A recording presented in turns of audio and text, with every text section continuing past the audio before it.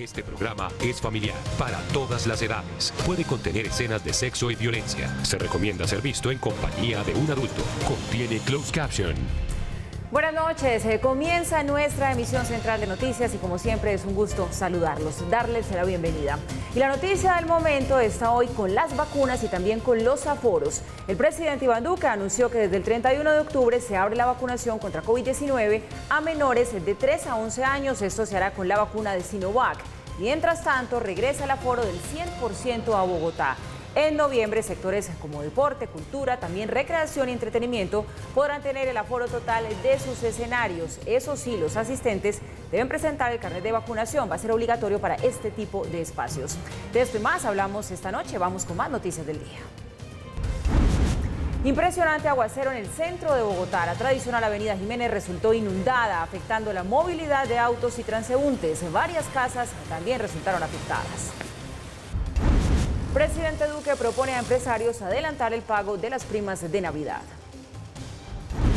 Se reduce tasa de desempleo en septiembre, llegó a 12.1%, revela el DANE. Más de 2,9 millones de personas están sin trabajo. Coalición de la Esperanza se sorprende por duras críticas del precandidato Alejandro Gaviria tras reunión que buscaba invitar a una gran coalición de centro. La Administración de Alimentos y Medicamentos de Estados Unidos da luz verde para vacunar con Pfizer a niños entre los 5 y 11 años contra el COVID-19. Con el Monterrey, los colombianos Estefan Medina y Duván Vergara se coronaron campeones de la CONCACAF. Vencieron 1-0 al América de México, pero la jugada que le da la vuelta al mundo es el que puede ser el mejor túnel de la historia. Bueno, mire el túnel que metía Maxi Mecha y falta. La salva justo en la línea. Y cuando viene le mete un taco y un caño a Reyes que lo dejó pagando mal, Echeverri. Vuelve el Ultraman. El triatlonista colombiano Mauricio Salazar va por otra hazaña el próximo 13 de noviembre. Les tenemos los mejores planes para este fin de semana de Halloween, desfiles de disfraces para perros, adornos de calabazas, payasos maléficos. Además, estuvimos en la celebración del programa de radio La Luciérnaga.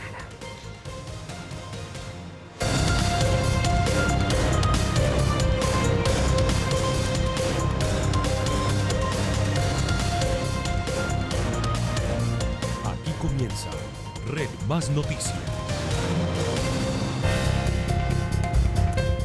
Y empezamos esta noche hablando de las inclemencias del clima que hoy se sintieron en Bogotá. Llovió muy fuerte en horas de la tarde. Y en el centro de la ciudad se encuentra Fabián Forero con el reporte donde se presentaron, entre otras cosas, Fabián, inundaciones tremendas. Buenas noches. Buenas noches, Paula, televidentes. Pues nos encontramos aquí en la avenida Jiménez con carrera cuarta. Mire, hasta el CAI del Rosario resultó inundado. Aquí las personas ya empiezan a devolverse a sus casas después de este fuerte aguacero. Mucha gente pensó que se iba a caer el cielo, literalmente, aquí en esta parte del centro de Bogotá, entre la avenida Jiménez, la calle 24, el barrio Egipto, que fue uno de los más afectados, y el sector de la Candelaria. El agua bajó del cerro, dicen las autoridades, el IDIGER, que se produjo esta emergencia por alguna basura que había en los sumideros y también por un efecto de sedimento que hay en el cerro, en los cerros orientales de Bogotá. El primer reporte que tienen las autoridades de socorro de Bogotá, el IDIGER y los bomberos, es que hay 7 casas afectadas. El punto donde se concentra pues, la mayor afectación está en el barrio Egipto. Esto queda en los cerros orientales de Bogotá, muy cerca de donde nos encontramos. En las imágenes ustedes ven como inclusive algunos carros que circulaban en sentido sur-norte de la avenida Circunvalar se chocaron, se inundó la Circunvalar, se inundó la avenida Jiménez. Hubo también muchas complicaciones en conjuntos residenciales del barrio Bosque Izquierdo, también las sedes universitarias que quedan en en los cerros, la Universidad Externado de Colombia y la Universidad de los Andes. Por ahí pasó esta catarata gigantesca de agua que bajó hacia el sector de la avenida Caracas y el sector de San Victorino. Este tipo de aguaceros pues tienen algunos antecedentes. En el año 1966 también llovió acá un 4 de diciembre, se desbordó el río que pasa por acá, que es el río San Francisco, el nombre español, Viracachá, el nombre indígena, que significa resplandor de noche. En ese momento el director del diario El Espectador, Guillermo Cano, le pidió a sus reporteros pues que sacaran esa noticia y el periódico alcanzó a salir con el aguacero todavía produciéndose. Vamos a estar muy pendientes a lo que suceda aquí en esta zona de la carrera cuarta con Avenida Jiménez, donde las autoridades de socorro, el IDIGER, los bomberos y la defensa civil siguen pues tratando de ayudar a las personas que resultaron afectadas. Desde el centro de Bogotá, Fabián Frero, Red Más Noticias. Tremendo, tremendo, Fabián, muchas gracias. Está el invierno por estos días, no solamente en Bogotá, en buena parte del país. Hay que tomar todas las medidas de precaución y, por supuesto, cuidarse bastante, abrigarse bien. Y el presidente Iván Duque anunció que desde este 31 de octubre los niños entre 3 y 11 años podrán vacunarse contra el COVID-19 con las dosis de la farmacéutica Sinovac. Desde el gobierno aseguran que esta es una medida para prevenir el riesgo en los salones de clases y avanzar además hacia la inmunidad de rebaño. El ministro de Salud aseguró que para tomar esta decisión se tuvo en cuenta el aval del INVIMA y también el concepto de la Sociedad Colombiana de Pediatría. Se espera que por lo menos 7 millones de niños que están en este rango de edad sean vacunados. Estaremos aplicando vacunas de Sinovac en todo el país con dos dosis espaciadas con 28 días de diferencia. La vacuna de Sinovac ha probado ser una vacuna segura que ofrece también unas posibilidades muy importantes de protección y de reducción de las eventualidades de hospitalización. Como medida para seguir jalonando la economía del país en medio de la pandemia, el presidente Duque volverá a proponerle a los empresarios que adelanten la prima de fin de año. Esta decisión, que ya se había adoptado el año pasado para evitar las aglomeraciones, hace efectivo el pago de la prima de diciembre en la segunda quincena del mes de noviembre.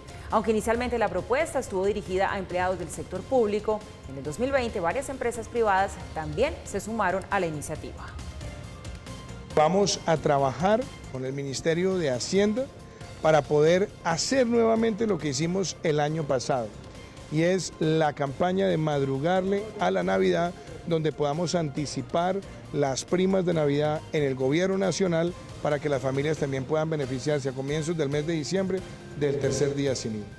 Y atención también a esto, la alcaldesa de Bogotá, Claudia López, anunció que desde este lunes, el 1 de noviembre, será obligatorio el carnet de vacunación para que las empresas y el sector deportivo y cultural puedan tener aforos del 100% en sus instalaciones. La mandataria también anunció que el 1 de enero del 2022 la capital regresará a la presencialidad total. Jardines, colegios y universidades podrán funcionar sin restricciones. Las medidas se toman por la cobertura de vacunación en la ciudad, que ya llega al 80% para primera dosis y al 63% para el esquema completo. A partir del 16 de noviembre, con carnet de vacunación, vuelve todo el sector de entretenimiento con 100% de aforo. Y a partir del 1 de enero del 2022, vuelve toda Bogotá a abrazarse, a encontrarse, a estudiar y trabajar en plena presencialidad en toda la ciudad. Bueno, y se conoce una noticia importante que tiene que ver con vacunas, o más que una noticia, una percepción, podríamos decir. Las empresas estarían pensando en la posibilidad de no renovar contratos a empleados que no quieran vacunarse contra el COVID-19. Esta intención la reveló la Federación Colombiana de Gestión Humana por medio de una encuesta que realizó a 100 empresas de las más representativas del país. De las participantes, el 40% estarían interesadas en exigir el esquema completo de sus empleados. Cabe recordar, eso sí, que las empresas no están autorizadas para desvincular laboralmente a sus colaboradores y que el gobierno no ha hecho obligatoria la vacunación. Y el DANE reveló las cifras de desempleo de 2021 que muestran una reducción frente a las del mismo mes de 2020 y frente a agosto de este año. La cifra se ubicó en 12.1%. En el noveno mes del año en Colombia se registraban casi 3 millones de colombianos desempleados. Las ciudades con mayor desempleo son Riohacha, Florencia, Valledupar y Quibdó, y los más afectados por sexo son las mujeres. La tasa se ubica en 16,4% y la de los hombres en 9%. Si estamos viendo 1,5 millones de puestos de trabajo de más entre septiembre de 2020 y septiembre de 2021, es importante resaltar que todavía nos hace falta generar aproximadamente 500.000 puestos de trabajo en un mes similar al de septiembre del 2021 para poder recuperar los niveles de población ocupada prepandemia que teníamos en septiembre del 2019. Bueno, pues así va el desempleo y entre tanto el Banco de la República vuelve a subir la tasa de interés, se ubica ahora en 2.5%. El incremento se da por la recuperación económica que sigue a un ritmo mayor del esperado. La decisión se tomó por mayoría y los dos miembros que se distanciaron de esa decisión mayoritaria votaron a favor de un aumento de 25 puntos básicos. Cambiamos de tema. Los 180 soldados que fueron liberados ayer por campesinos en el municipio de Tibú, en norte de Santander, retomaron ya las actividades de erradicación de cultivos ilícitos en la zona. Tras la firma de un documento entre los habitantes de la región con la Defensoría del Pueblo, se llegó al acuerdo de que los militares continuarían en el lugar. Un comando de la segunda división arribó a Tibú para reforzar los 6 pelotones y verificar que no haya presencia de minas ni emboscadas alrededor. El comandante de la segunda división le dio indicaciones estrictas a las tropas que se encuentran allí desplegadas. Les han intentado robar el fusil, les han intentado lanzar la piedra, les gritan permanentemente improperios. Tranquilos, no se dejen provocar. Ustedes son tropas altamente entrenadas, tropas de fuerzas especiales, que ya tenemos una misión constitucional, sabemos exactamente lo que vamos a hacer y es lo que vamos a hacer. Vamos a ir a rescatar a nuestros soldados. Entre la vida y la muerte permanece un menor de 14 años que fue alcanzado por lo que sería una bomba de gas en medio de los disturbios de anoche. Recibe en estos momentos atención médica en el hospital de Meissen. El hecho ocurrió en medio de enfrentamientos entre integrantes del ESMAD y manifestantes en la localidad de Usme, esto es en el sur de Bogotá. Otro joven de 17 años también resultó lesionado en medio de esta nueva jornada de protestas y de bloqueos que afectó la movilidad en 4 puntos de la capital. Un bus del SITP fue vandalizado y algunos ciudadanos usaron machetes y objetos contundentes para agredir a la policía. Se ha identificado un uniformado quien podría estar relacionado con este hecho. En aras de garantizar el curso de la investigación, se suspende de su cargo provisionalmente de 3 y prorrogable a 6 meses. La Fiscalía y la Procuraduría pidieron enviar a la cárcel a las 5 personas capturadas por ser supuestamente integrantes de la primera línea de Suba. Según la Fiscalía, intentaron asesinar a un policía y perjudicar con acciones vandálicas a la ciudadanía. La Fiscalía presentó diferentes argumentos y señaló tener contundentes evidencias de que estas personas cometieron delitos muy graves, como el testimonio de un agente de la policía que fue atacado en su patrulla con bombas Molotov cuando se acercaba al portal de Suba, generando que el interior del vehículo empezara a incinerarse. En ese momento sentí temor y zozobra por mi vida, porque si me bajaba del vehículo me mataban y si me quedaba podría morir producto de las llamas. En ese momento toma la decisión de bajarme del vehículo y salir corriendo en busca de un lugar donde poder resguardarme y salvar mi vida. Los vándalos, al ver que yo corrí, me persiguieron con armas blancas tipo machete. Señalaron en la audiencia que incluso, de acuerdo con testigos y videos, la intención de estas personas era la de quitarle la vida a los integrantes de la policía. Gato dice textualmente: todo copas que ese piro boca y lo vamos a quemar. Le vamos a prender la candela. Se van a enterar que es meterse con él, con la primera línea, aparentemente. Vamos a quemar ese CAI a punta de molochas. El próximo que cogemos y logremos tumbar, se lo quitamos hasta las medias. Antes de finalizar la llamada, acuerdan gestionar gente para quemar el CAI. Varias de las evidencias que se utilizarían en el juicio son testigos, interceptaciones telefónicas y videos que revelan que estas 5 personas utilizan fachadas para poder cometer supuestamente los actos vandálicos en medio de las protestas. Es decir, cubren la fachada de derechos humanos para evadir esa presencia de las autoridades, siendo que no son de derechos humanos. Digamos, tienen un mecanismo establecido para evadir esta presencia de las autoridades como derechos humanos. Tienen la chaqueta de derechos humanos. Usan fachada de prensa, usan chalecos de prensa. La Fiscalía imputó los delitos de concierto para delinquir, terrorismo, daño en bien ajeno, secuestro y violencia contra servidor público. Y hablemos ahora de noticias que tienen que ver con lo que va a pasar este fin de semana de puentes, celebraciones, bueno, mucho flujo por las carreteras, pues más de 3.000 policías van a garantizar la seguridad en Cundinamarca en el día de Halloween. Las autoridades hicieron recomendaciones a los padres de familia para el cuidado de los pequeños. Entre ellas están acompañar a los menores de edad, verificar lo que reciben los niños de parte de terceros y no descuidar a los menores en lugares concurridos. La Policía Nacional en Cundinamarca, a través de las diferentes especialidades en territorio, desplegará todas las capacidades institucionales durante esta celebración con el objetivo de velar por la integridad de los niños, niñas y adolescentes, con el propósito de garantizar la seguridad y convivencia ciudadana durante las celebraciones de Halloween. Y mientras tanto, todo un operativo de movilidad está dispuesto por las autoridades para este puente festivo que va a transcurrir, además, ya lo veíamos, en medio de muy fuertes lluvias. Para este puente, la Policía de Tránsito dispondrá de 6.200 uniformados que se encargarán de vigilar las principales carreteras del país. Tenemos una proyección para este puente de cerca de 3.061.000 vehículos a nivel nacional. A nivel de Bogotá tenemos una proyección de 542.000 vehículos, entre vehículos entrando y saliendo, y a nivel de Cundinamarca 901.000 vehículos. Aunque no hay reporte de derrumbes en las vías, las autoridades tienen en el radar algunas carreteras en las que podrían registrarse inconvenientes debido a la ola invernal.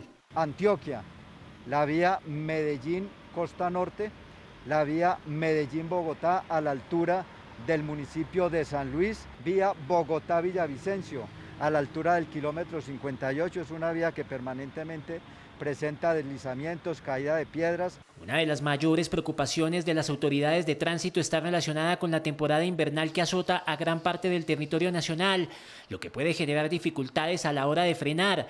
Por eso la policía recomendó revisar bien el estado de las llantas antes de emprender el viaje. Se presenta un fenómeno que es el hidroplaneo, que es la disminución de la adherencia de las llantas frente al asfalto, por diferentes motivos. En esta situación, el factor invierno.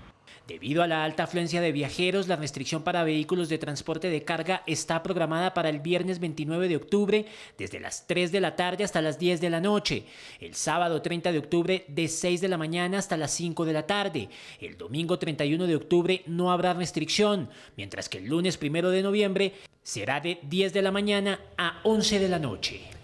Y por cuenta de las fuertes lluvias con granizo que se registraron en Cota, en Cundinamarca, la alcaldía declaró calamidad pública en ese municipio.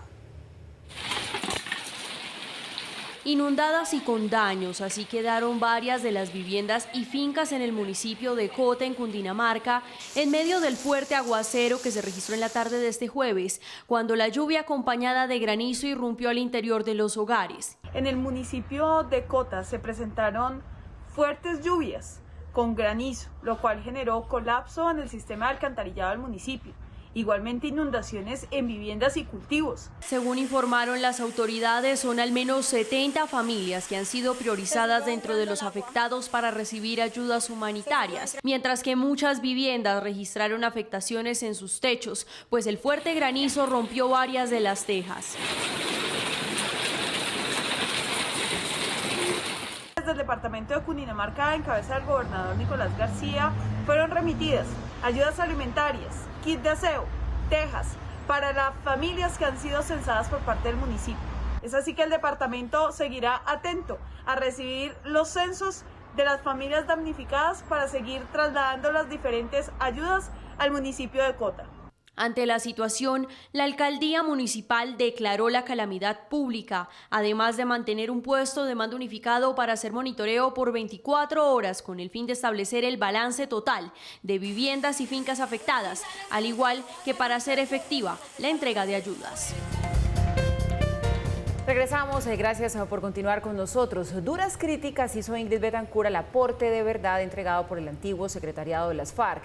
Aseguró que hay una tendencia a presentar el cautiverio como si hubiese sido un campo vacacional. Pese a asegurar que se siente tranquila porque los excomandantes de las extintas FARC reconocieron haber cometido crímenes de guerra y de lesa humanidad, Ingrid Betancourt cuestionó las versiones que entregaron sobre el cautiverio. Porque hay una tendencia, y vuelvo a lo de Sandra Ramírez, a querer presentar la manera como nos hicieron vivir en estas selvas, como si estuviéramos en unos campos vacacionales. Y esto no lo voy a aceptar. Me parece que es ofensivo, es revictimizante. En ese sentido, la ex candidata presidencial, quien duró 6 años secuestrada, criticó duramente los aportes de verdad del antiguo secretariado. Son relatos amañados, falsos, ofensivos y revictimizantes. Y no los acepto. Estoy segura que ninguno de mis compañeros los habrá aceptado. Y me parece que esto sí le quita seriedad a la intencionalidad de reconocimiento. Betancourt entregó estas declaraciones en el marco de las audiencias de la JEP para escuchar las observaciones de las víctimas sobre la imputación contra los excomandantes de las FARC por secuestro. La Fiscalía impuso medida de aseguramiento privativa de la libertad en establecimiento carcelario en contra de Jacinto Alberto Soto Toro, alias Lucas, como presunto responsable de los delitos de homicidio agravado y tentativa de homicidio. La investigación que se le sigue al señalado jefe financiero de la entonces estructura paramilitar Casa Castaño se relaciona con el homicidio de 8 personas perpetrado el 11 de mayo de 1996 en el corregimiento de Coredó, en Chocó. La decisión de la Fiscalía se fundamenta en las versiones rendidas por los postulados Eber Velosa García, alias HH, y Luis Arnulfo Tuberquia, alias Memín. Se indica a alias Lucas como coordinador del desplazamiento de los sicarios desde el municipio de Santa Fe de Antioquia hasta Juradó, Chocó, donde se cometió la masacre, al parecer ordenada por los hermanos Castaño Gil. En coordinación con la policía de Alemania, la Oficina de Antinarcóticos de Colombia evitó que maquinaria llena de cocaína llegara a ese país en Europa. 416 kilos de cocaína fueron hallados en una máquina trituradora que iba a salir desde la terminal marítima de Cartagena para hacer escala en Alemania y llegar finalmente a Lituania. Al detectar la máquina, la policía antinarcóticos la desarmó por partes, encontrando que la coca estaba cuidadosamente prensada. En una operación llevada a cabo en coordinación con la Oficina Central de Investigación Criminal de Aduanas de Hamburgo, se logra la incautación de 800 kilos de clorhidrato de cocaína en 2 procedimientos simultáneos, uno llevado a cabo en el puerto de Cartagena y otro en la ciudad de Hamburgo. Tras el hallazgo, los investigadores analizaron otras exportaciones al mismo consignatario en Europa, lo que permitió ubicar otro aparato de iguales características que iba a salir de un puerto de Brasil, también con rumbo a Edimburgo. Gracias a esta coordinación con autoridades internacionales, a lo largo del año se han logrado conocer alrededor de 9 casos, todos con la misma modalidad, que se trata de contaminar contenedores que transportan maquinaria industrial. El intercambio de información oportuna y el trabajo articulado con las autoridades alemanas permitió propinar este golpe a las organizaciones narcotraficantes.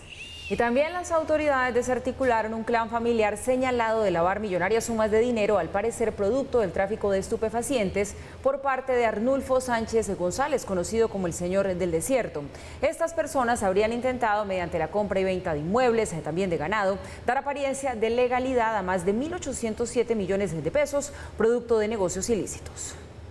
Los hoy implicados habrían facilitado sus cuentas bancarias para circular en el sistema financiero millonarios recursos presuntamente ilegales.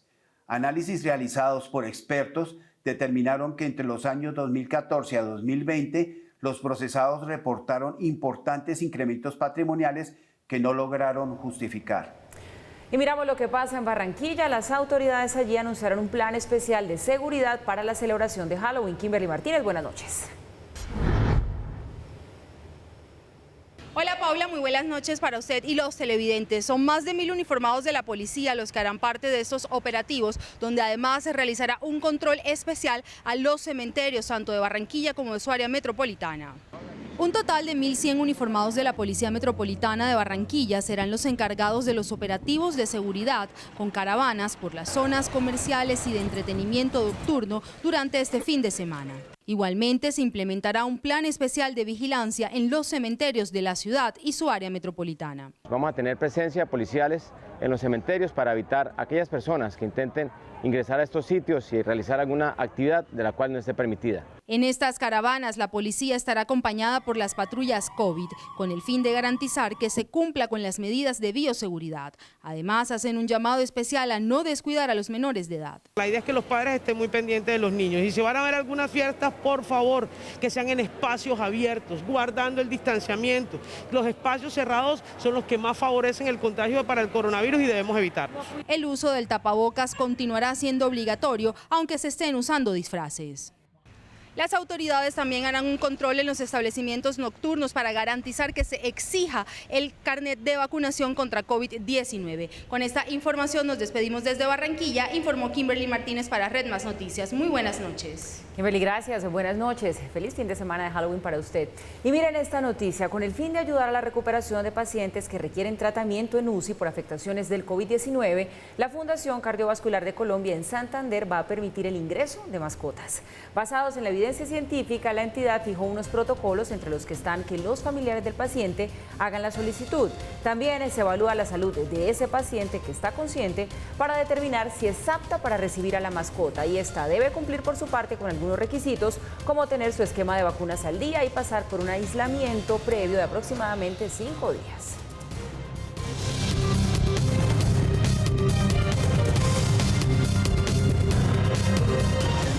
Momento para hacer un repaso por las noticias del mundo. Previo a la cumbre del G20, el Papa Francisco recibió en el Vaticano al presidente Joe Biden. El encuentro estuvo marcado por la cordialidad y el intercambio de ideas y de regalos.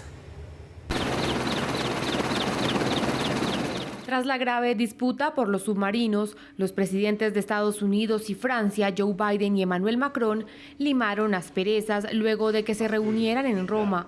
La disputa sin precedentes y calificada por la administración Macron como una puñalada por la espalda, se desató luego de que Estados Unidos anunció una nueva alianza en la región Indo-Pacífica con Australia y el Reino Unido, que hundió un millonario contrato de submarinos entre París y Canberra. Creo que lo que pasó fue, usando una frase en inglés, lo que hicimos fue torpe. No se hizo con mucha gracia. Tenía la impresión de que había sucedido ciertas cosas que no habían sucedido y quiero dejar en claro que Francia es un socio extremadamente valioso. En la región Indo-Pacífica de gran peso económico y demográfico, Francia es la única nación europea con posesiones territoriales significativas o presencia militar permanente.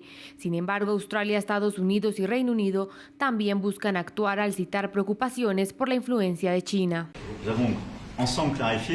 Lo que hemos aclarado es la importancia de la estrategia europea del Indo-Pacífico y nuestra voluntad de cooperar en la región. Los dos países seguirán trabajando en proyectos de cooperación internacional y por ahora desean pasar la página. Teníamos allí el encuentro del presidente Biden con el presidente de Francia, Emmanuel Macron. Ahora sí veamos cómo estuvo esa reunión entre el Papa Francisco y el presidente Biden. Se trata del segundo presidente católico de Estados Unidos en visitar al Papa después de John F. Kennedy con Pablo VI en 1963. Un encuentro marcado por la cercanía y cordialidad que se extendió por más de 3 horas, un tiempo poco usual para la visita de un jefe de Estado en el Vaticano, superando los 50 minutos del encuentro con el entonces presidente Barack Obama o la media hora que duró el encuentro con Donald Trump.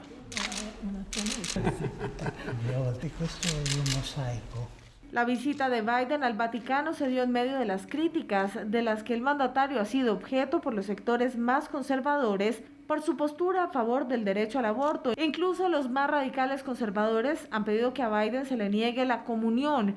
El mandatario aseguró que durante el encuentro con el Papa, el máximo representante de la Iglesia Católica le aseguró que debería seguir recibiendo la comunión.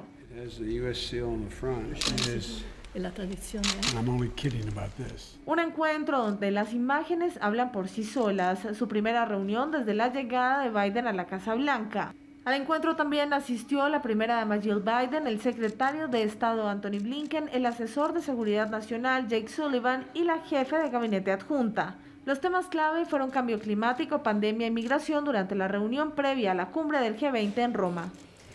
Chile registró la cifra más alta de nuevos casos de COVID-19 desde julio. El Ministerio de Salud informó que en las últimas 24 horas se presentaron 2.379 contagios.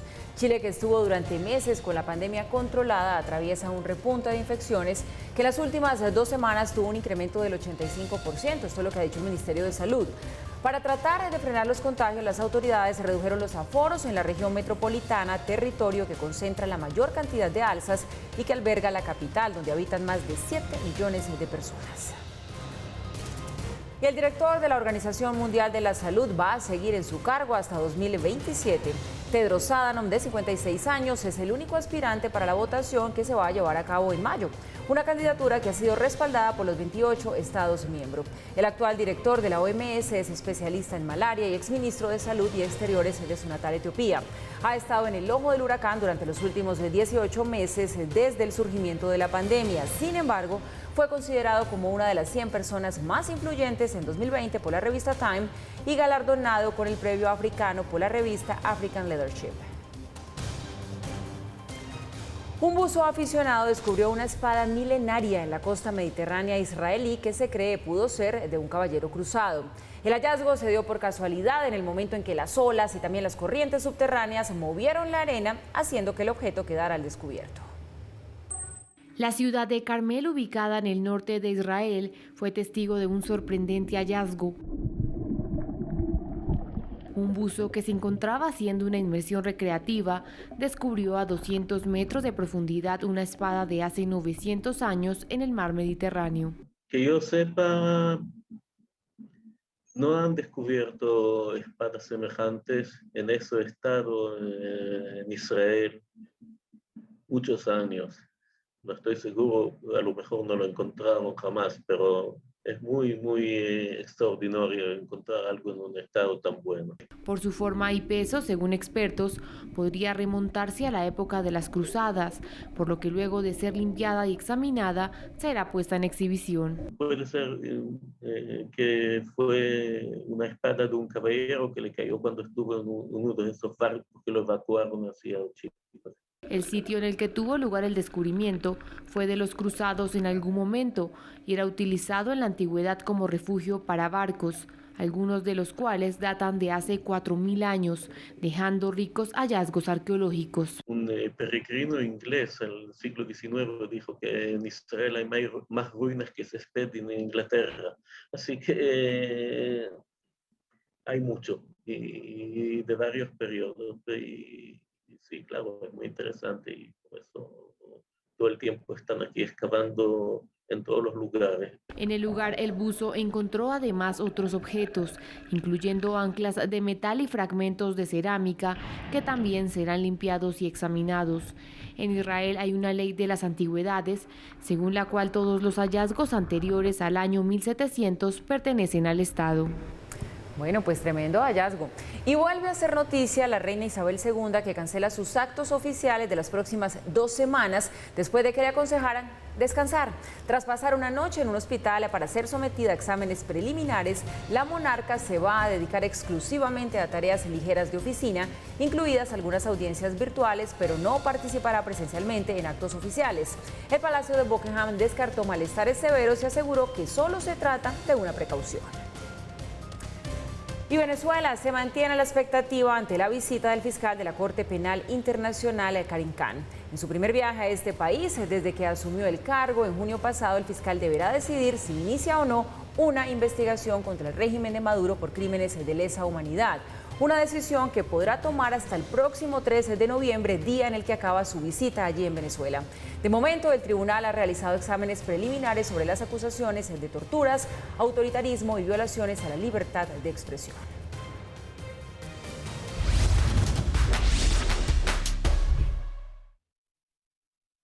El triatlón es un deporte que causa en mí 2 sensaciones, admiración y asombro. El invitado de hoy se llama Mauricio Salazar y es conocido en Colombia, pero también en el mundo de este deporte, como el Ultraman.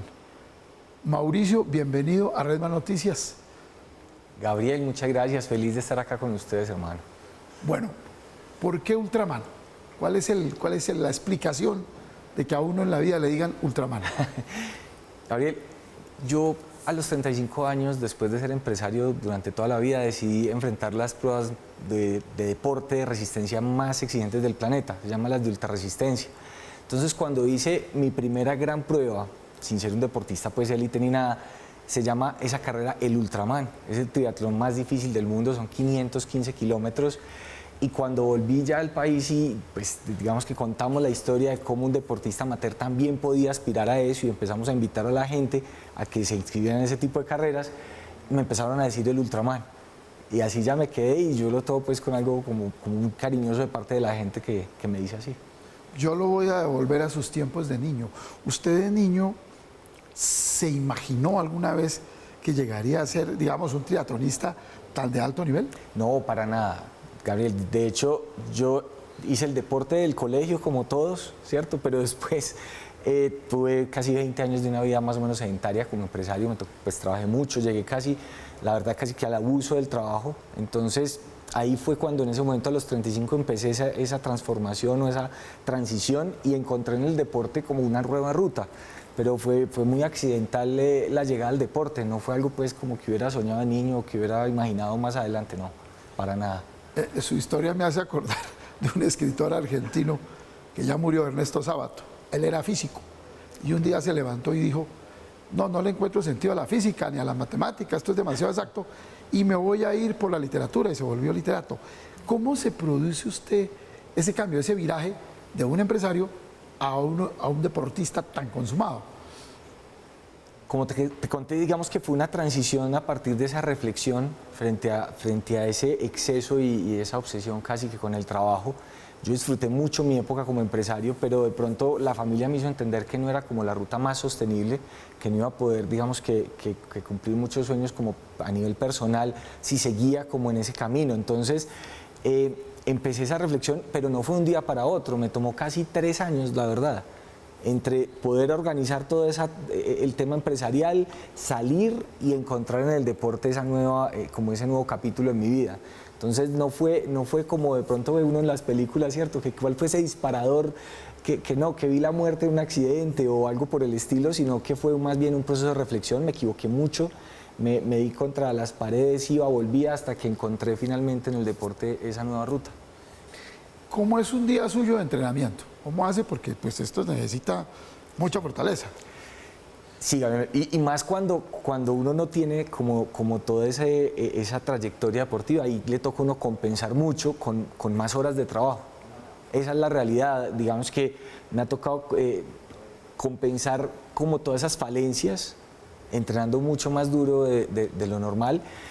Un día de entrenamiento para una carrera de ultrarresistencia puede ser de 6, 7 horas. Yo me levanto muy temprano, arranco por ejemplo a hacer simulador en la bicicleta en mi casa y espero arranco 4, 4 y media normalmente, sale la gente ya de ciclismo a montar, entonces voy y ya salgo en la bicicleta y me pego a los grupos de ciclismo. Cuando terminan ellos de dar las vueltas o las rutas, vuelvo a mi casa y normalmente tengo que terminar un par de horas más de simulador. Descanso, almuerzo, como mucho para poder como recuperar la energía y ya hacia el final de la tarde toda la segunda jornada. Entonces son 2 jornadas diarias y puede ser ya, por ejemplo, trotadora, entonces un par de horas de trotadora. Y así cada día vas mezclando los deportes, pero son muchas intensidades en cuanto a las horas. Es un entrenamiento bastante largo, consume bastante tiempo, entonces también hay que negociar ahí en la casa cómo hace uno para claro, que no le saquen tarjeta amarilla. ¿Y qué come? Se come muy bien, pero ¿qué come? Yo trato de tener, como viajo tanto, para los entrenamientos, por ejemplo, en este momento estoy viajando a todos los parques naturales, especialmente a los de superpáramo, o sea, alta montaña.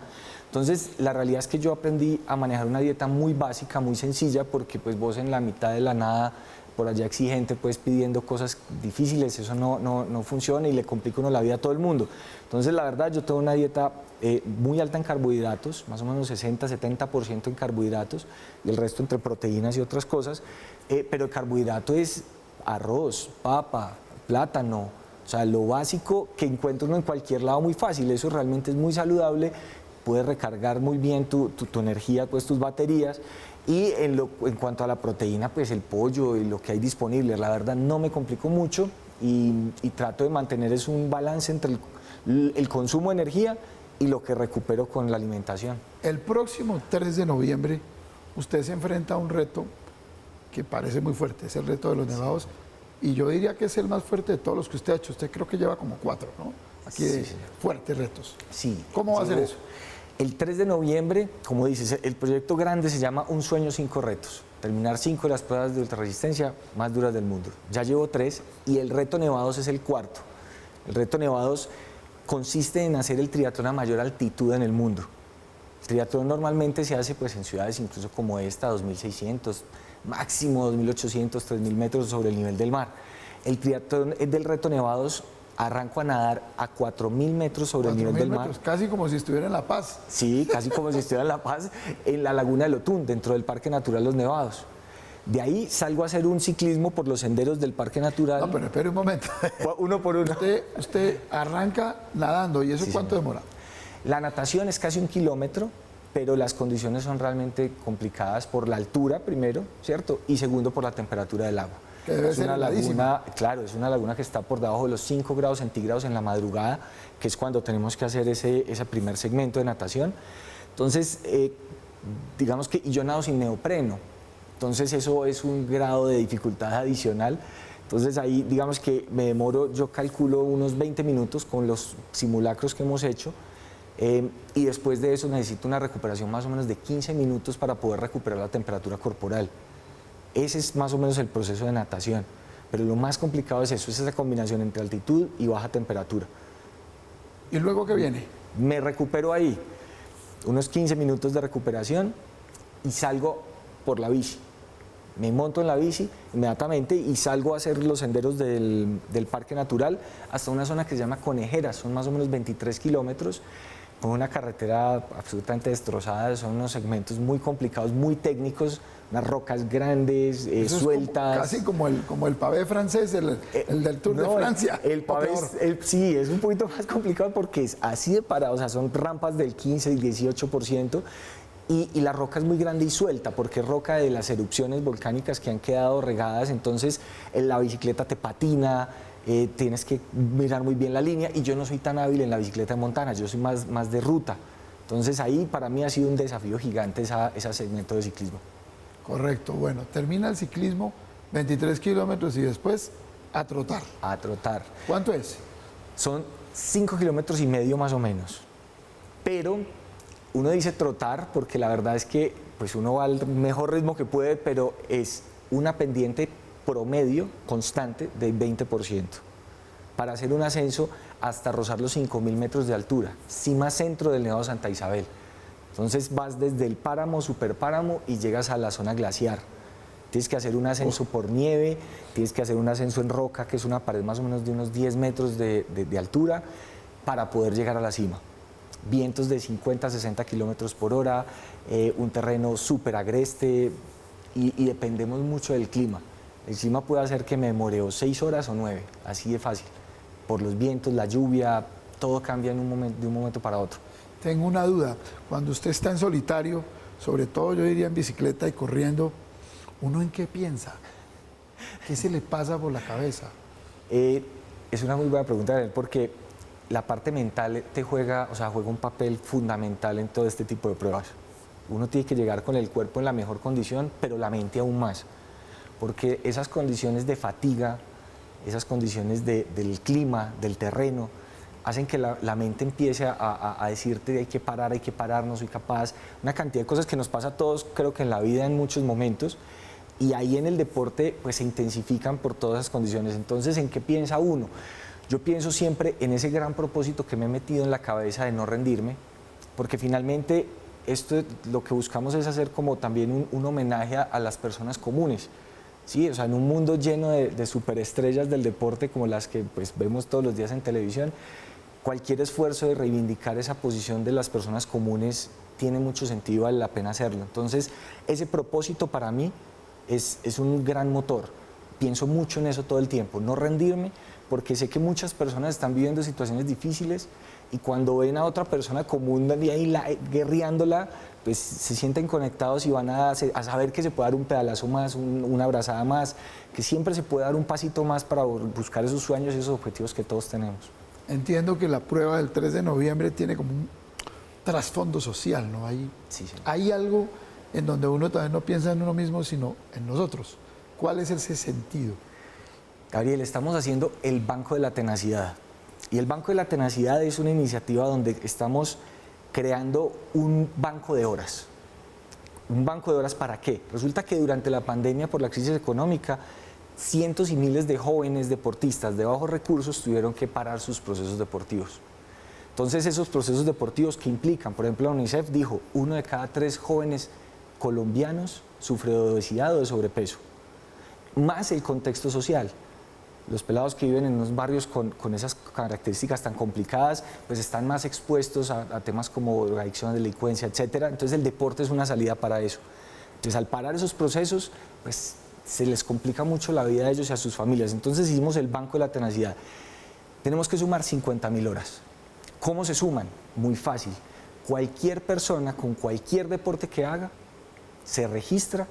Acá les vamos a dejar la página, ojalá la podamos mostrar a la gente, renacer.co, con H de hacer, renacer.co, y ahí se registran y cada entrenamiento que hagan lo convertimos junto a SmartFit, un patrocinador, en 1 hora de entrenamiento para esos jóvenes de bajos recursos. Les ponemos gimnasio, nutricionista, deportólogo, todo para que puedan continuar con esos procesos deportivos. Entonces son 50.000 horas que aspiramos a entregar en 30 ciudades del país, para que esos jóvenes estén haciendo deporte y no se les complique ahí la vida haciendo de pronto otras cosas que pues sabemos que en este contexto social en el que vivimos pues son bastante difíciles para ellos. Pues Mauricio, es un maravilloso mensaje. Muchas gracias por haber estado aquí en Red Más Noticias. Estaremos muy al tanto de su reto. Vamos a ver qué va a pasar el 3 de noviembre y qué va a pasar también con el Banco de la Tenacidad. Ajá, sí señor Gabriel, no, y aprovecho para despedirme invitándolos a todos a que nos acompañen, también nos pueden seguir en redes sociales, Mauro Ultra, y ahí nos hacen toda la fuerza que necesitamos, ahí la energía de todos los colombianos para llevar la bandera pues, a lo más alto. Mauricio Salazar, el Ultraman, ya nos contó su historia, pendientes de lo que vaya a hacer. Este programa es familiar para todas las edades. Puede contener escenas de sexo y violencia. Se recomienda ser visto en compañía de un adulto. Contiene closed caption.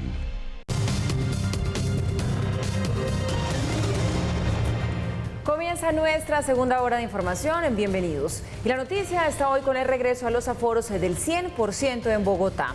La alcaldía lo autorizó para todas las actividades, a la par que anunció la presencialidad total desde el 1 de enero del próximo año. El carnet de vacunación se va a exigir para trabajar presencialmente y para asistir a eventos multitudinarios, al igual que a bares y a discotecas. Esta declaración de la alcaldesa Claudia López. El simulacro vital, por el cual vamos a restringir de manera total la libre circulación de vehículos y personas, tanto en el territorio del Distrito Capital como de la Gobernación de Cundinamarca. Dio paso a esta otra. A partir del 16 de noviembre, con carnet de vacunación, vuelve todo el sector de entretenimiento con 100% de aforo. Y a partir del 1 de enero del 2022, vuelve toda Bogotá a abrazarse, a encontrarse, a estudiar y trabajar en plena presencialidad en toda la ciudad. La felicidad de la alcaldesa no es gratuita. Después de 27.547 muertos por el COVID-19, la UCI casi al 100% en los picos más altos, pico y cédula para comprar hasta lo del desayuno y todas las cuarentenas que más de 7 millones cumplieron, Bogotá empieza a tener la pinta de antes. Nuestro mensaje no es que se acabó la pandemia. Nuestro mensaje es que a este nivel de vacunación podemos empezar a retomar gradual y progresivamente las actividades presenciales, que son las que más hemos sacrificado. Este lunes, en empresas grandes, medianas y pequeñas, el aforo permitido para el talento humano será del 100%. Los trabajadores deberán presentar su carnet de vacunación y la cédula de ciudadanía. Para ingresar a cualquier sitio se debe tener por lo menos una dosis, pero tendrá que demostrarla en su carnet de vacunación. El 16 de noviembre quedará autorizado el aforo del 100% en eventos deportivos, como partidos en el Estadio El Campín, reuniones en salones comunales, teatros, cines, bares, restaurantes, eventos culturales y centros comerciales. A partir del 1 de enero del 22 habrá presencialidad plena en todas las actividades de Bogotá. Todos los profesores, estudiantes, personal administrativo, de los jardines, de los colegios, de las universidades, deberán estar 100% presencial, presencialidad plena. Las medidas se adoptaron porque el 80% de la población ya está vacunada con la primera dosis y el 62% tiene la vacunación completa. A todas esas personas que hoy tienen una dosis, qué bueno que se pongan la segunda en estas 2 semanas que faltan para la reapertura y puedan presentar su carnet de vacunación con vacunación completa. El distrito tiene dispuestos 30 puestos de vacunación con existencias de todas las marcas de biológicos. Los ciudadanos que se hayan vacunado en el exterior deben estar registrados en la página de Salud Capital. Entre tanto, el presidente Iván Duque anunció que desde este 31 de octubre los niños entre 3 y 11 años podrán vacunarse contra el COVID-19, un proceso que se hará con las dosis de Sinovac. Con el fin de prevenir contagios en los salones de clases, desde este domingo 31 de octubre, los niños entre 3 y 11 años serán vacunados contra el COVID-19. Estaremos aplicando vacunas de Sinovac en todo el país con 2 dosis espaciadas con 28 días de diferencia. La vacuna de Sinovac ha probado ser una vacuna segura. Son por lo menos 7.100.000 pequeños en este rango de edad los que podrán recibir las dosis de Sinovac. Invitamos a todos los entes territoriales de salud, a los alcaldes, a los gobernadores, a impulsar campañas masivas de vacunación. Desde el Ministerio de Educación celebraron la decisión y aseguraron que fortalecerá el regreso a la presencialidad que ya alcanza el 95% de las instituciones de Colombia. Estamos listos y dispuestos, directivos, rectores, secretarios de educación, para hacer todo lo necesario para activar muchos puntos de vacunación, facilitar el proceso a los padres de familia. Aseguró el presidente Iván Duque que este proceso también contribuirá a alcanzar la anhelada inmunidad de rebaño. El ministerio tiene toda la determinación en avanzar también en la vacunación de este grupo etario. ¿Por qué? Porque necesitamos garantizar la inmunidad colectiva del pueblo colombiano. De acuerdo con el más reciente informe del Ministerio de Salud, en Colombia han sido aplicadas 46.698.321 dosis contra COVID-19 y 21.005.191 personas ya tienen su esquema de vacunación completo. Bueno, y mientras esto pasa en el país, en Estados Unidos, la Administración de Alimentos y Medicamentos dio luz verde a la vacuna de Pfizer para niños de 5 a 11 años. El proceso podría empezar muy rápido, ya la próxima semana. Entre tanto, la Unión Europea levantó las restricciones de viaje por COVID-19 a Colombia y otros 2 países de la región. La vacuna de Pfizer para los niños de 5 a 11 años ha sido sometida al monitoreo de seguridad más intenso en la historia de Estados Unidos, según explican los expertos. Para esto hicieron pruebas en más de 2.000 voluntarios en este grupo etario, donde según la Academia Estadounidense de Pediatría, se demostró que esta vacuna es notablemente segura y efectiva. Con estos estudios, la FDA señala que esta vacuna de 2 dosis tuvo una efectividad de casi el 91% en prevenir la enfermedad sintomática en niños pequeños, incluyendo la variante Delta. Una vez los Centros para el Control y Prevención de Enfermedades de Estados Unidos de su visto bueno, desde este miércoles más de 28 millones de niños de 5 a 11 años empezarían a ser vacunados contra el COVID-19. Entre tanto, la Unión Europea levantó las restricciones de viaje para Argentina, Colombia y Perú, sumándose a Chile y Uruguay, que ya habían sido sacados de la lista. Una medida que fue anunciada tras la mejoría registrada en la situación epidemiológica sobre el virus en estos países.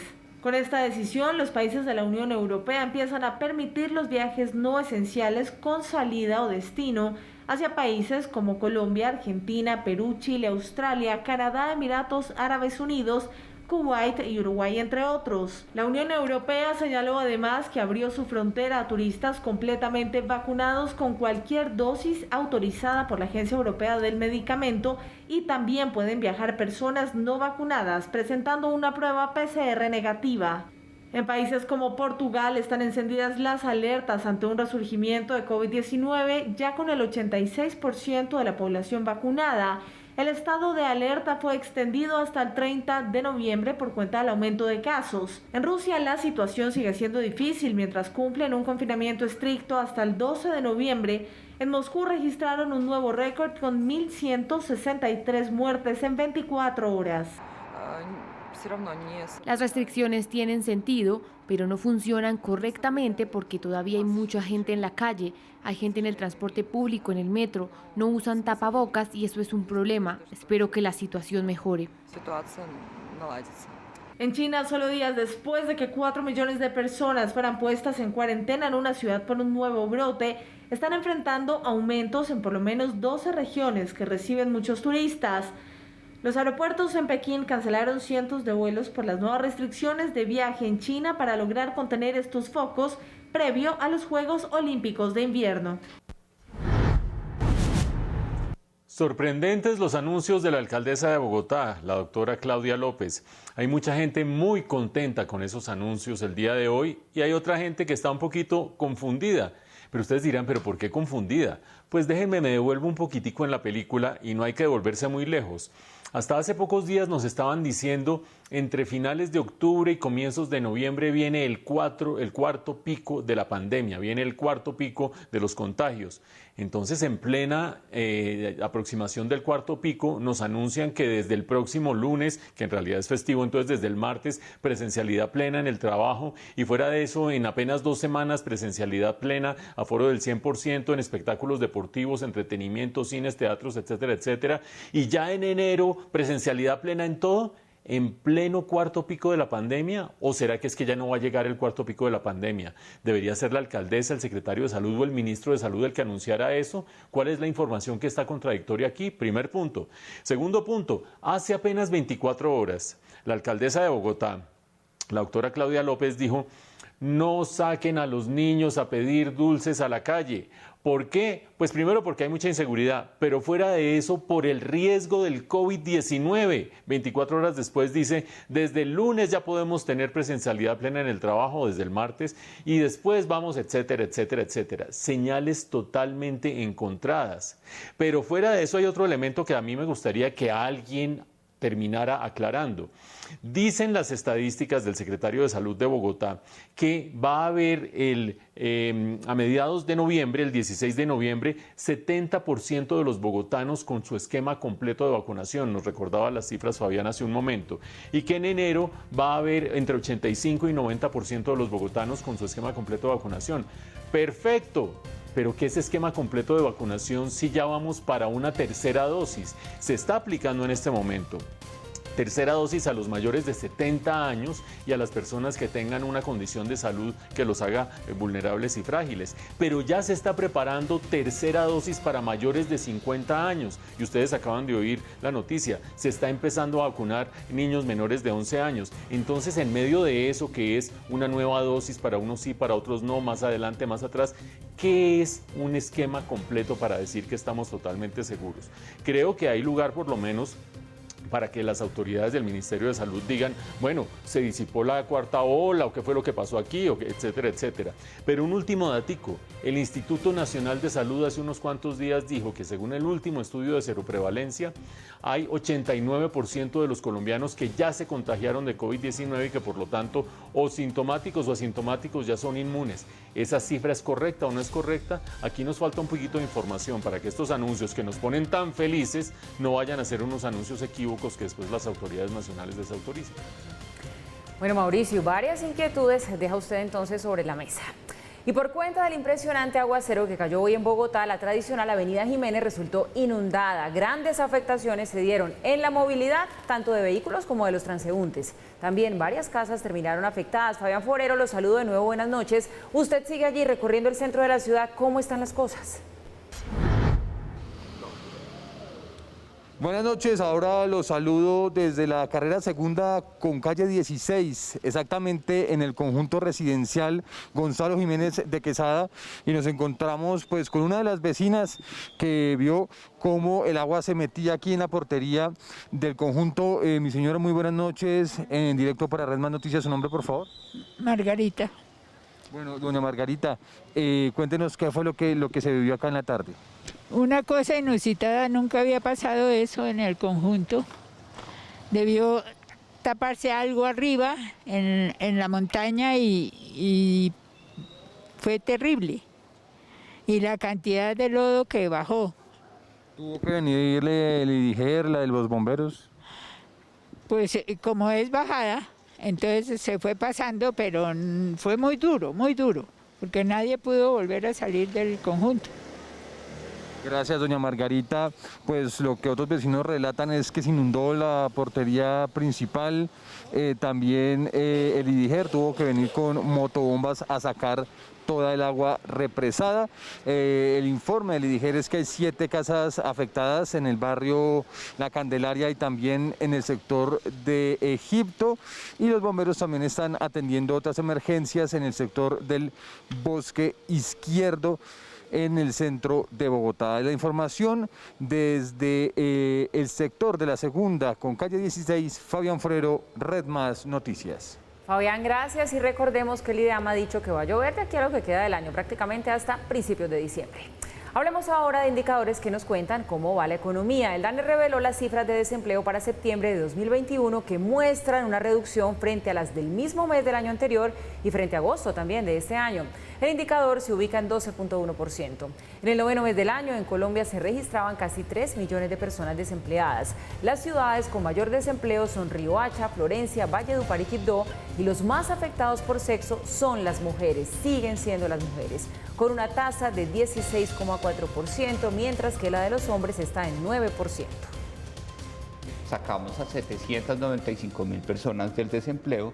Todavía es importante generar suficiente actividad económica para sacar a 461.000 personas de más que se encuentran enfrentando el desempleo cuando comparamos el volumen de población desempleada en septiembre del 2019 con aquel observado en septiembre de 2021. En septiembre vemos otra vez una mayoría de puestos de trabajo ocupados por hombres, aproximadamente 800.000, y los 700.000 restantes ocupados por mujeres.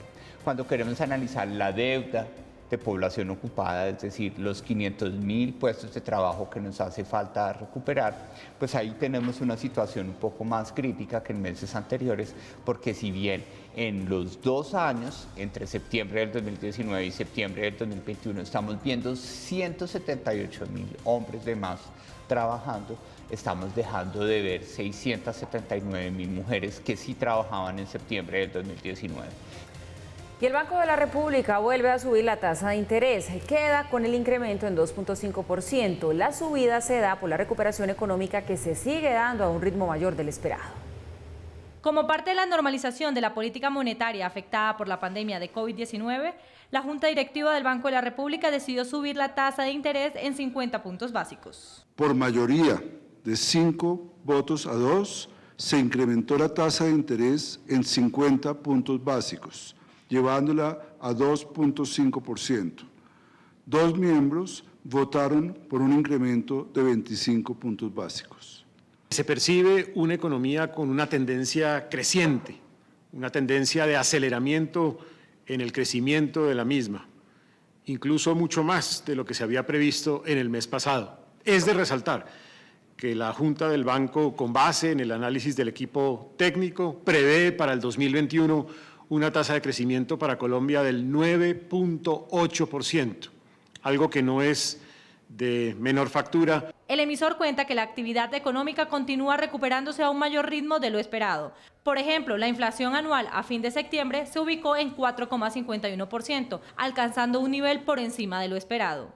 Esa brecha se cerrará hacia finales del año entrante, comienzos del año 2023, pero tenemos que irlo evaluando en cada una de las juntas en las cuales analizamos en detalle toda la información disponible. La tasa de interés a la que llegamos en el día de hoy monetaria implica, y a pesar del aumento, aún hoy contamos con una tasa de interés real negativa. Tasa de interés real negativa significa que tenemos en curso y en marcha una política monetaria expansiva. Esta decisión del emisor sorprende al mercado financiero y a los analistas, pues estaban esperando que la tasa aumentara tan solo 25 puntos básicos para la reunión de octubre. Al igual que el año pasado, el gobierno puso de nuevo sobre la mesa la opción para que los empleados del sector público reciban la prima de fin de año de forma anticipada, es decir, que la reciban en la segunda quincena de noviembre. Para evitar aglomeraciones en la temporada navideña, el presidente Iván Duque anunció que este año también se adelantará la prima de diciembre para los trabajadores del Estado, propuesta a la que se sumaron en el 2020 varias empresas privadas. La campaña de madrugarle a la Navidad, donde podamos anticipar las primas de Navidad en el gobierno nacional para que las familias también puedan beneficiarse a comienzos del mes de diciembre del tercer día sin IVA. El mandatario de los colombianos señaló que estas medidas además contribuyen en la reactivación económica, que ya tiene a Colombia a 500.000 puestos de trabajo de recuperar los niveles prepandémicos de empleo. Estamos ya en el 12.1, es decir, ya estamos prácticamente en niveles prepandémicos de desempleo. Tenemos que ir por más, avanzar más, y eso solamente se logra con una reactivación donde todos contribuyamos, y la mejor manera de contribuir a la reactivación es con la vacunación. El gremio empresarial también ve con buenos ojos el regreso a la presencialidad respaldado por la vacunación. Entender que no todos los procesos productivos permiten la virtualidad. Hay procesos productivos que son presenciales, ya el 70% de las empresas que hemos medido están en la presencialidad, pero tenemos que ir hasta el 100%, en muchas de ellas donde se requiere, por ejemplo, atender una línea de producción o poder salir de una línea de producción a la comercialización. De acuerdo con Confecámaras, el 54% de los empresarios han visto un aumento en sus ventas en comparación con el año 2020.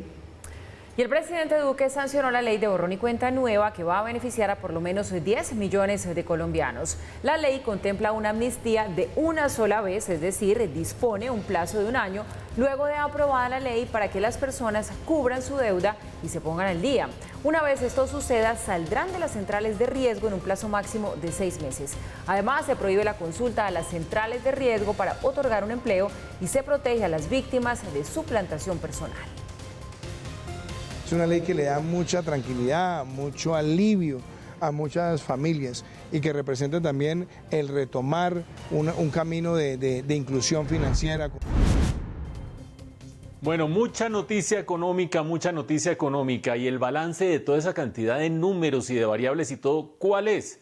Pues sencillo, la economía avanza bastante bien, pero el mercado laboral se está quedando un poco rezagado frente a la economía. Y vamos con calma. Primero, el Banco de la República subió su tasa de interés, que es una tasa de interés a la cual el Banco de la República le presta a los bancos que a su vez después nos van a prestar a nosotros, es decir, es el comienzo de aumentos de tasas de interés para toda la economía, la subió en 0,5%. Ustedes vean en la nota que eso sorprendió a muchos analistas, porque muchos pensaban que apenas iba a subir en 0,25% y la subió en el doble, en 0,5%. ¿Por qué? Porque el banco está viendo que la economía se está acelerando más de lo que se esperaba. De hecho, el pronóstico del banco para este año es de 9,8% de crecimiento de la economía, una cifra bastante alta, más alta incluso que la de algunos analistas que hemos discutido en estos días. Pero fuera de eso, el banco ve que la inflación se va acelerando paralelamente. Obviamente, si la economía anda a un ritmo muy rápido, la gente está gastando más, se está dinamizando más, los precios tienden a subir cada vez más. El pronóstico del Banco de la República de inflación para el final de este año es 4,9%, que está por fuera de la meta que el mismo banco se ha fijado desde hace ya muchos años, entre 2 y 4%. Por lo tanto, lo que está haciendo el banco por ahora es empezar a preparar el freno lentamente. Ustedes oyeron al ministro de Hacienda diciendo las tasas de interés reales todavía son negativas, todavía son expansivas, pero lentamente se va frenando un poco la cosa. Por un lado, pero por otro lado, oían también al director del DANE diciendo está siendo cada vez más difícil ir reduciendo el número de desempleados. De hecho, aunque es el segundo mes consecutivo en el que el desempleo está a menos de 2 puntos por encima del 2019, por encima del nivel prepandemia, sigue habiendo casi 500.000 colombianos desempleados que no existían antes de la pandemia. La economía recuperándose y ese 500.000 de colombianos desempleados respecto a la cifra de antes de la pandemia, difíciles de recuperar y difíciles de terminar consiguiéndoles empleo. Eso por supuesto afecta, ustedes vieron las cifras, más a las mujeres que a los hombres. La brecha no solo no se ha cerrado, sino que este mes se amplió un poco más el desempleo entre mujeres y hombres. Y un último datico. Todo el mundo feliz con el tema de la ley de borrón y cuenta nueva, salvo quienes tienen que identificar dónde puede haber problemas de asignación de crédito a quien no pueda pagar. Es como si de repente a uno le apagan el radar de repente y le dicen siga caminando como sistema financiero, y el sistema financiero, pero ¿cómo así si ya no tengo información, ya borrón y cuenta nueva? Pero eso sí, uno de los promotores, el doctor Barguil, de esta ley, lanzándose de precandidato por el Partido Conservador para la presidencia. Así sí le terminará probablemente rindiendo a él por lo menos este lanzamiento de esta ley. Bueno, ya que se habla, Mauricio, de precandidaturas a la presidencia, hablemos de política, porque Alejandro Gaviria se ve cada vez más lejos de la coalición de la Esperanza. En las últimas horas se conoció que el ex rector de la Universidad de los Andes dice que no hay ambiente de diálogo, mientras que algunos precandidatos de esa colectividad lo invitan a conversar. El cruce entre uno y otro no para. El lunes el precandidato Alejandro Gaviria se reunió con la coalición de la Esperanza, un encuentro anhelado y que proyectaba un buen final. Pero en las últimas horas sorprendieron unas declaraciones de Gaviria, dejando claro que no hay ambiente para entrar a esa opción de centro. A pesar de la buena voluntad de Humberto de la Calle y Juan Manuel Galán, no salió bien. No encontré ánimo de unión ni siquiera para una consulta en marzo. Será siempre muy difícil unirse alrededor de una pretendida superioridad moral, de los señalamientos y la suspicacia. Pero la coalición de la Esperanza le contestó que el diálogo franco ha sido la base para superar las diferencias. Las puertas siguen abiertas. Recibimos, por tanto, con sorpresa sus declaraciones y ratificamos nuestra actitud de avanzar en los acuerdos que necesita Colombia, víctima de una crisis tan profunda. Además del comunicado, algunos de los precandidatos de la coalición señalaron que un acuerdo no se logra en una sola reunión, sino que se va construyendo. Tuve el impulso de salir a responder con indignación el video que Alejandro Gaviria grabó sobre la coalición. Pero esa rabia solo reduciría las posibilidades para todos y no solucionaría nada. Tenemos que evitar maltratarnos y empezar a mandar los mensajes correctos al país. La declaración de Alejandro sorprende. En una reunión de solo una hora no se logran los acuerdos que está necesitando este país. Vamos a insistir en el diálogo, en más diálogo, porque en una hora es poco lo que se resuelve. Y ese es el espíritu de esta coalición. El diálogo, que a veces es difícil, que requiere de tiempo para llegar a acuerdos, pero que es necesario para gobernar y liderar el país. La coalición es incluyente y amplia. Esperamos seguir dialogando sobre la base de los valores que hemos construido y de los principios programáticos. ¿Qué responderá Alejandro Gaviria? Ay, el centro del espectro político, ese centro que según las encuestas, diversas encuestas, abarca más proporción de la población que el extremo de la derecha o el extremo de la izquierda. Un centro que según esas encuestas también tendría mucho chance de ganar la presidencia en las próximas elecciones si es que se ponen de acuerdo. Cosa que no es nada fácil, como ustedes ven con estas notas. De hecho, acuérdense, en las últimas elecciones, Sergio Fajardo, que era el candidato del centro, se quedó por poquitico para pasar a la segunda vuelta por cuenta de que el centro fue dividido una vez más. Si hubiera ido unido, seguramente habría pasado a la segunda vuelta. Algo parecido puede estar sucediendo ahora, y yo creo que todos los que están en el centro, unos un poquito más a la izquierda, otros un poquito más a la derecha, otros más tradicionales, otros menos, deben ser plenamente conscientes que si no llegan a primera vuelta con un candidato único, se pueden quedar una vez más por fuera y vuelve a quedar el país entre dos polos que no necesariamente son los que mayor favoritismo tienen a priori. Todo esto que está sucediendo en los últimos días se podría analizar en términos ciclísticos como escaramuzas en el lote. ¿Qué quiere decir eso? Que el uno amaga, que el otro acelera, que el otro le hace aspavientos al de más allá, se hacen mala cara y qué sé yo, pero van todos en el lote y uno cree como espectador que quizás sean capaces de llegar hasta el final como un solo lote. Con dos novedades que hay que agregarle a todo esto. No solamente Alejandro Gaviria cierra un poco la puerta y tira la puerta y dice yo aquí no me están parando bolas y hay arrogancia y qué sé yo, y la coalición de la Esperanza le dice un momentico, la puerta sigue abierta, espere ese momento que aquí vamos con calma. No solo esas dos novedades, sino dos más. Una, Ingrid Betancourt, cada vez más activa en redes sociales, cada vez más presente en los debates, cada vez opinando más sobre los otros candidatos, cada vez más metiéndose en la contienda y aparentemente dentro de la coalición de la esperanza. Y número 2, coalición de la esperanza es una cosa, coalición de la experiencia es otra cosa. ¿Qué es eso? Una idea que lanzó Juan Carlos Echeverry, el precandidato conservador, donde invitó a Enrique Peñalosa, a Fico Gutiérrez, al mismo Alejandro Gaviria, y que puede ser que se convierta en un mini lote dentro del otro lote. ¿Será que van a ser tan torpes de llegar a la primera vuelta con varios lotecitos los del centro? Vamos a ver. Hasta 500.000 pesos mensuales ofreció el Gobierno Nacional para los integrantes de grupos armados organizados que se reincorporen a la sociedad civil. El Gobierno espera que cerca de 3.000 integrantes de grupos ilegales se desmovilicen.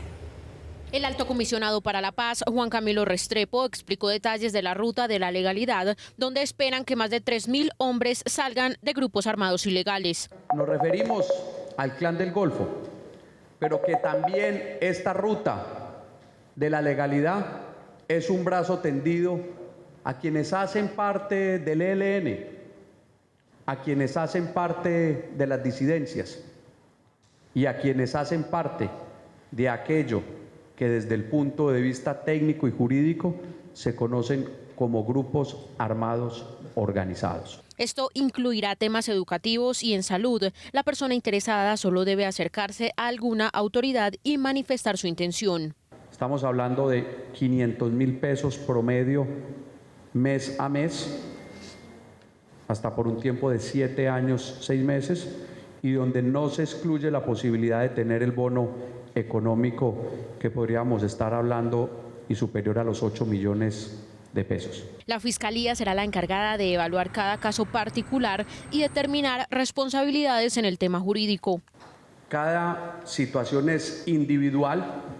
Hay subrogados penales, existe la figura del principio de oportunidad y será la Fiscalía, será las investigaciones que se tengan en trámite o si esta persona sí tiene antecedentes o no, la que determinen la situación y la medida a adoptar. Las autoridades habilitaron la línea 320-222-6678, donde recibirán a los interesados en desmovilizarse. Estos anuncios se realizaron desde Caucasia, en el Bajo Cauca antioqueño.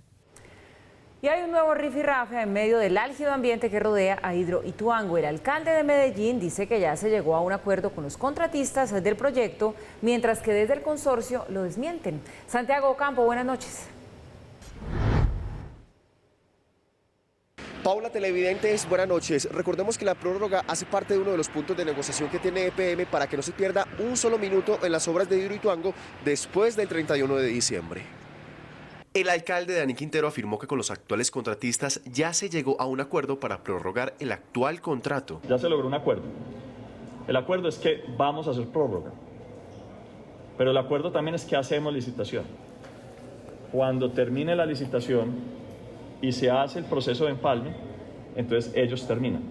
Sin embargo, en varios medios de comunicación ha salido un mensaje del consorcio que dice lo siguiente. Nosotros no hemos sostenido nuevas reuniones con EPM y como lo informó el gerente en rueda de prensa, estamos analizando la continuidad.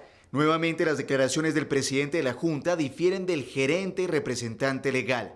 Actualmente no tenemos un acuerdo. Nuestro contrato termina el 31 de diciembre. Redman Noticias consultó al consorcio, a lo cual, a través de un mensaje de texto, el representante legal confirmó lo anterior dicho, además que por ahora no se van a pronunciar ante los medios. En ese orden de ideas, el alcalde también habló sobre la demanda del consorcio instaurada en la Fiscalía por injuria y calumnia. Y estas son las compañías que se han declarado en ley de quiebras, en insolvencia, y no les ha dado pena decir que lo hicieron para no pagar la sanción de la Contraloría en caso de que eso llegara a pasar. No les dio ninguna pena. El cinismo y la desvergüenza en niveles máximos. Finalmente, se espera que la próxima semana se realice una reunión que logre avanzar en la negociación que presentó EPM esta semana. La Comisión Accidental del Congreso de la República se reunió con principales directivas de EPM y dice que buscan espacios de diálogo para que salga adelante el 17% de energía que promete Hidroituango. Desde Medellín, Redman Noticias, Santiago Ocampo Ciro. Santiago, muchas gracias. Vamos a seguir la otra semana, por supuesto, allí muy atentos a lo que continúe pasando con todo este tema de Hidroituango.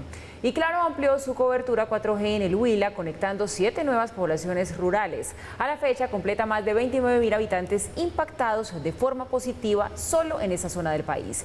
Red Más Noticias hace parte de la oferta de América Móvil en Colombia. Proyectos como el del señor Fernando Polanía, que brinda oportunidad laboral y de negocio a 28 socios y genera más de 30 empleos, son muestra del crecimiento desde que se amplió la cobertura de Internet de Claro a esta zona rural. Si queríamos encontrar algo en Internet, si queríamos buscar. Ahora ya con Claro romper esas fronteras que son de la conectividad, tenemos la tecnología a la mano. Otros productos como el lulo han aumentado su popularidad en redes, esto gracias a los nuevos mercados alcanzados gracias al Internet. Lo más valioso que ha traído la tecnología de Claro para este negocio es que podemos conseguir las cosas más rápido, podemos conseguir todo lo que necesitamos, insumos, simplemente llamamos y es más rápido. Esto se ha logrado gracias a trabajos casi ininterrumpidos con ingenieros de Claro que hacen realidad el crecimiento de estos productores. 37 municipios del departamento del Huila se han visto beneficiados. El tema de cobertura, nosotros estamos trabajando muy duro de la mano, no solo de los técnicos, de nuestros ingenieros, con los rectores, garantizando uno, la conectividad y dos, poder atender la mayor cantidad de zonas posibles. Esto es solo una parte del trabajo que se tiene pensado hacer. Confirmamos que las localidades de Gallardo, Patía, Monguí, La Troja, Zaragoza, Begonia y Canón se han conectado con Internet móvil 4G en Claro. Con el aporte de esta tecnología, Claro brinda más oportunidades al país. En los próximos 4 años vamos a tener 31 zonas adicionales para un total de 38 localidades conectadas en el departamento del Huila. Con este proyecto se beneficiarán a más de 1.500 pobladores rurales del Huila. El petróleo de referencia Brent se negoció en promedio en $83.68. El barril bajó 23 centavos. La libra de café colombiano cerró en Nueva York a $2.02, subió 2 centavos. El índice MSCI Colcat descendió 0,99% a 1.394 unidades. La tasa representativa del mercado para este fin de semana es de 3.784 pesos con 44 centavos. Subió 18 pesos con 34 centavos. El euro se negocia en promedio en 4.406 pesos con 98 centavos. Subió 40 pesos con 95 centavos. La cifra del día, las ventas del primer día sin IVA llegaron a 9,8 billones de pesos, impulsando así la reactivación económica. Este resultado representa un crecimiento del 130,41% frente al último día del día sin IVA del 2020 y del 30% cuando se compara con un día normal de ventas del 2021.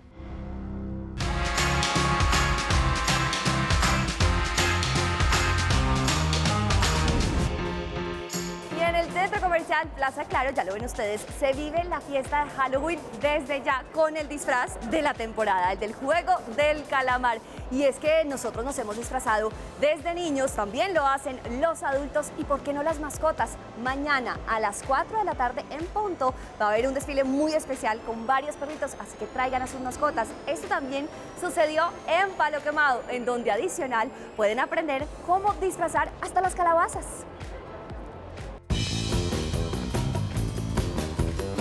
El mes de los niños, el Día de las Brujas y otros términos que reúnen el deseo de conmemorar una fecha entre disfraces, dulces y sustos llegó a la capital colombiana. Y entre planes y eventos llegan 2 más a la lista, donde desde los más pequeños hasta los más grandes pueden disfrutar de momentos y actividades tan divertidas que parecen de película. ¿Pensaron alguna vez llevar la tradición de abrir calabazas, esa que sale en las icónicas películas de Hollywood, a sus casas? Pues en la Plaza de Palo Quemado, un local ofrece a sus visitantes decorar diferentes tipos de calabaza.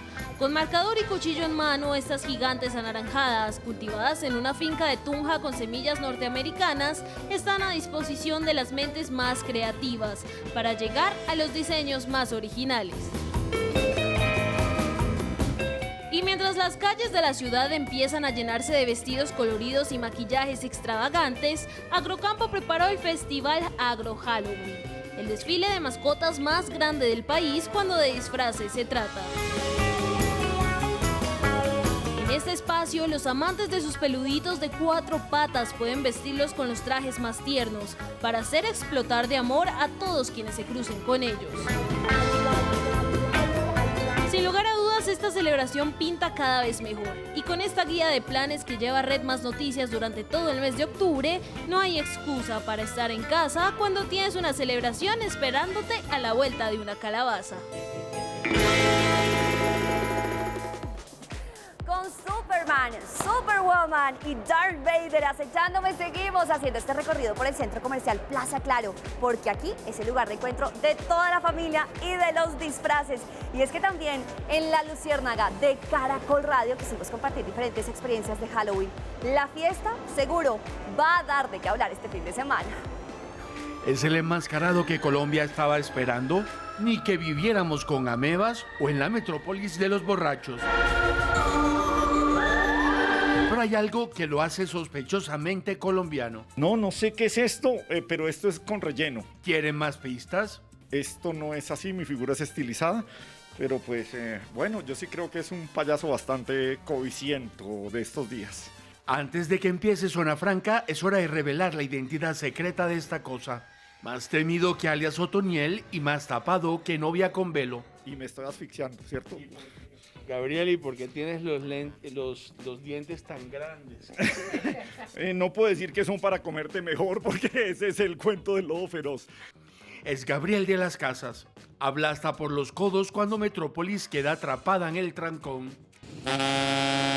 Y ahora hemos vuelto a sentir el pico porque ya empiezan a sentirse en las grandes ciudades los trancones. Y ahí es en donde estamos nosotros en La Luciérnaga, siempre acompañando ese regreso a casa. Hoy la Liga de La Luciérnaga se reencontraba después de casi 2 años.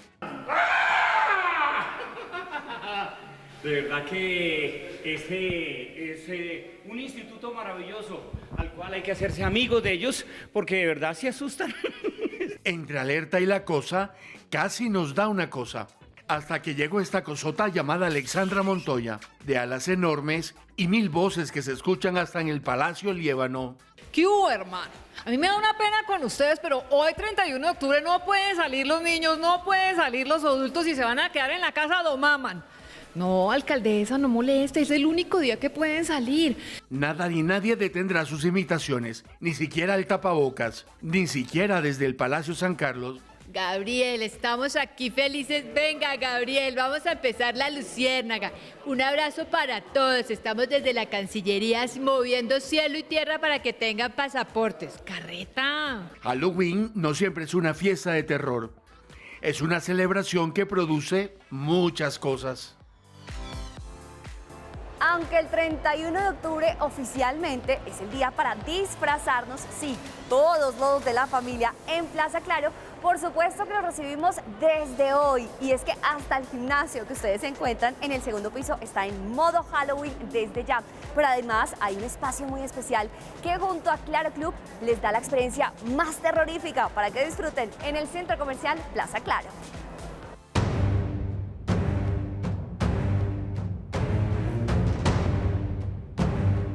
Payasos maléficos, jaulas, cuadros y espacios pequeños forman parte de las 6 salas temáticas inspiradas en Halloween que trae Plaza Claro y Claro Club para unirse a esta celebración. Vamos a encontrar pues 6 partes, 6 escenarios totalmente disfrazados e inspirados en Halloween.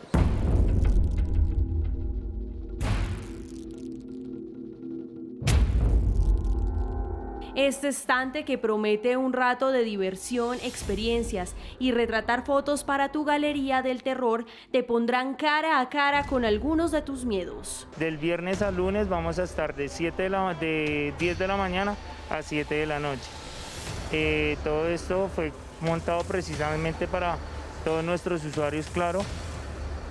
Y en este espacio, ubicado en el segundo piso del centro comercial Plaza Claro, ustedes podrán venir a disfrutar de estas salas temáticas para tomarse las mejores fotos, pero no sin antes conocer los beneficios que Claro Club trae para los usuarios Claro.